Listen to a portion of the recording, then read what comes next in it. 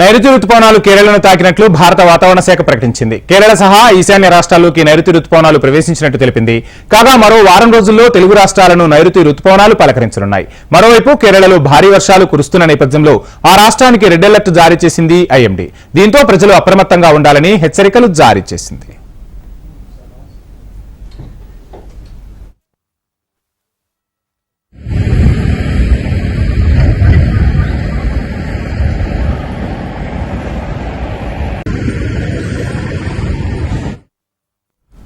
నైరుతి రుతుపవనాలు కేరళను తాకినట్లు భారత వాతావరణ శాఖ ప్రకటించింది. కేరళ సహా ఈశాన్య రాష్ట్రాల్లోకి నైరుతి రుతుపవనాలు ప్రవేశించినట్టు తెలిపింది. కాగా మరో వారం రోజుల్లో తెలుగు రాష్ట్రాలను నైరుతి రుతుపవనాలు పలకరించనున్నాయి. ఇక ఇదే అంశానికి సంబంధించి ఓవరాల్ డీటెయిల్స్ అందించేందుకు మా ప్రతినిధి అనురాధ సాగర తీరం నుంచి సిద్ధంగా ఉన్నారు. అనురాధ, చూస్తున్నాం ఎప్పుడిప్పుడా అని రైతన్నలు ఎంతో ఆశగా ఎదురు చూస్తున్నారు రుతుపవనాల కోసం. మొత్తానికి ఐఎండీ ఎట్టకేలకు ఒక తీపి కబురును చెప్పింది. ఎప్పట్లోగా ఈ రుతుపవనాలు తెలుగు రాష్ట్రాల్లో విస్తరించనున్నాయి? ఓవరాల్ డీటెయిల్స్ ఏంటి వెదర్ అప్డేట్స్ కు సంబంధించి?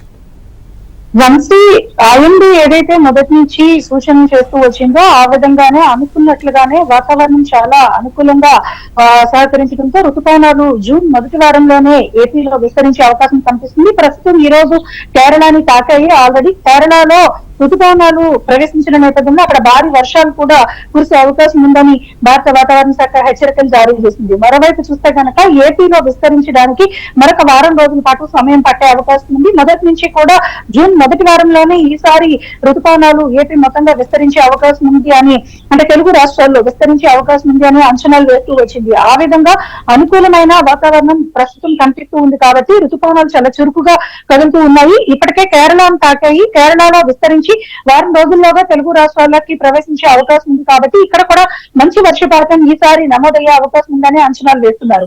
అయితే గతంలో పోల్చుకుంటే కనుక గతం కన్నా ఇప్పటికీ సాధారణ వర్షపాతం నమోదవుతుందని ఇప్పటిదాకా అనుకున్నప్పటికీ కూడా ఈసారి వాతావరణ అనుకూలతలను బట్టి కూడా అధిక వర్షపాతం నమోదయ్యే అవకాశం ఉందని కూడా ప్రస్తుతం వాళ్ళకి అంచనాకు వచ్చారు. ఆ విధంగా రైతులకు కూడా సూచనలు కూడా చేస్తూ ఉన్నారు. మరోవైపు చూస్తే కనుక అదే సందర్భంలో రుతుపవనాల విస్తరణ చాలా చురుకుగా ఉంది. అలాగే రుతుపవనాలు మనకి అనుకూలమైన వాతావరణంలోనే ఏపీలో అటు తెలంగాణలో అంటే తెలుగు రాష్ట్రాల్లో విస్తరించే అనుకూలమైన వాతావరణం ఉంది అని చెప్తున్నప్పటికీ కూడా ఇక్కడ వాతావరణ పరిస్థితులను కనుక గమనిస్తే కనుక ఒకవైపు ఈశాన్య రాష్ట్రాలతో పాటు కేరళలో విస్తారంగా వర్షాలు కురుస్తాయి, భారీ వర్షాలు కురుస్తాయని అక్కడ ప్రభుత్వాన్ని ఐఎండీ అలర్ట్ చేస్తూ ఉంది. మరోవైపు ఇక్కడ ఏపీలో మాత్రం మరొక 3 రోజుల పాటు ఎండల తీవ్రత కొనసాగుతుంది. ఇక్కడ ఉష్ణోగ్రతలు అధికమయ్యే అవకాశం ఉంది అని కూడా ఐఎండీ సూచనలు చేస్తూ ఉంది. 3 రోజుల పాటు అత్యధిక ఉష్ణోగ్రతలు ఏపీలో నమోదయ్యే అవకాశం ఉంది. ఇప్పటికే మనం చూసుకుంటే కనుక అటు ఉత్తరాదిలో కూడా ఉష్ణోగ్రతల తీవ్రత కొనసాగుతుంది. మరోవైపు ఇక్కడ ఏపీలో కూడా ఎండల తీవ్రత కొనసాగుతుంది. అయితే రుతుపవనాలు వచ్చిన తర్వాత పూర్తిగా వాతావరణం దానికి భిన్నంగా ఉంటుంది. అధిక వర్షాలు కూడా కురిసే అవకాశం ఉంటుందని కూడా వాతావరణ శాఖ అంచనాలు వేసింది.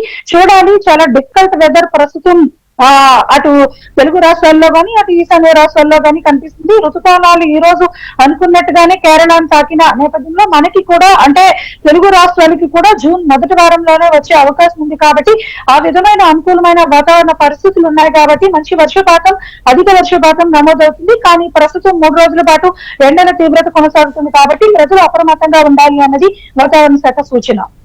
Thank you Anuradha.